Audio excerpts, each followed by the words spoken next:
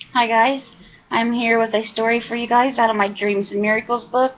These are all true stories, and we're getting into this section now, in section 3, where we're getting into true stories on healing.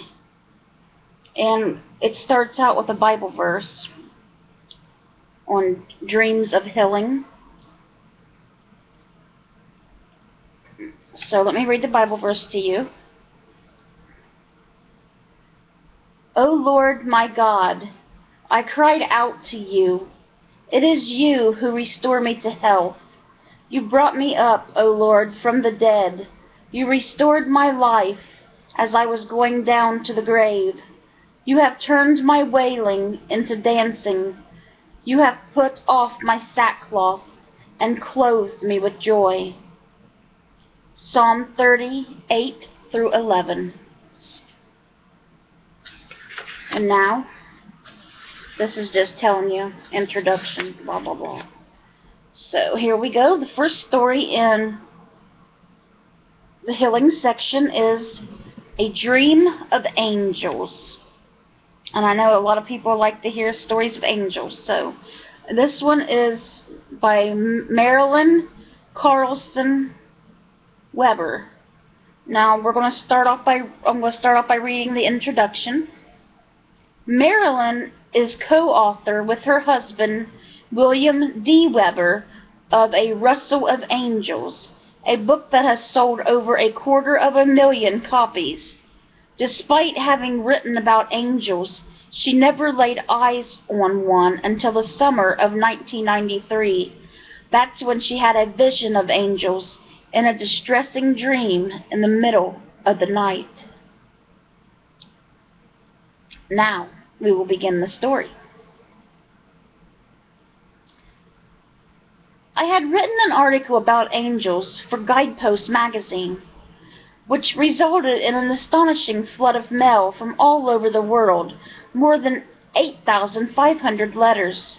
You could imagine what my mailman must have thought. Perhaps I had invented a cure for cancer, or maybe I was selling drugs through the mail. Hundreds of letters contained such beautiful accounts of angelic visitations that they filled me with wonder and longing. I wanted to see the shining creatures people so movingly described. So one day I asked God to let me see an angel before I died. I didn't know whether he would, but I knew it wouldn't hurt to ask. Then I forgot about my prayer. Several months later, I dreamed of 4 angels who looked nothing like the magnificent angels I longed to see. Dressed in long black robes, their faces were downcast, and even their wings looked black. They were angels all right, but not the ones I expected. I remember saying in my dream, Lord, these aren't the right ones. There must be some mistake. I could tell by the way they carried themselves that they were in mourning. Though I felt intimidated, I summoned the courage to ask one of the angels why they were all so sad. His answer frightened me. We're sad because you're dying. If something is not done soon, you will die. When I woke up, I recounted the dream to my husband Bill. As I was telling him about it, I began to experience pain in my abdomen for the first time. Though I have always been a reluctant patient, I hadn't been to a doctor in years. We decided I should call a doctor that day. Before, when I had phoned the Luma Linda Clinic, I was told there was a 2-year waiting period for new patients. Isn't that ridiculous? But that morning, Bill got on the phone, insistent that someone examine me. Why is it so urgent your wife see the doctor? The nurse inquired.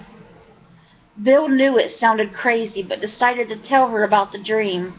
She excused herself, saying she needed to put him on hold for a moment, fully expecting the next voice he heard to belong to a psychiatrist. He was surprised when the nurse returned to say the doctor would see me the following Wednesday. Test results confirmed I was suffering from ovarian cancer. My doctor had heard about my dream and was amazed I hadn't heeded it. "You have a lot to be thankful for," he told me. "I see so many women who wait too long before seeking treatment. By the time they know something's wrong, it's often too late. Pain isn't a symptom in the early stages of ovarian cancer." Surgery was set for September 2nd, 1993, at the Loma Linda University Medical Center. The doctor warned that I was a high-risk patient and would need to be in intensive care for several days after the surgery. Of course, I am a great believer in prayer, so I called friends and asked them to intercede. Expecting to be on edge the morning of surgery, I was surprised to feel completely at peace. After a few hours in the recovery room, I was wheeled back to the hospital room. I had come through with flying colors. No need for intensive care, no need for chemotherapy or any other follow-up treatments. The doctors felt confident they had caught the cancer in time. Why had I experienced pain the morning of the dream, when pain isn't a symptom of a disease? Wasn't it to emphasize the message of my dream? I had prayed to see angels of dazzling beauty. Instead, I saw 4 angels dressed in black. Not the angels I wanted to see, but the angels I needed to see in order to experience God's healing touch.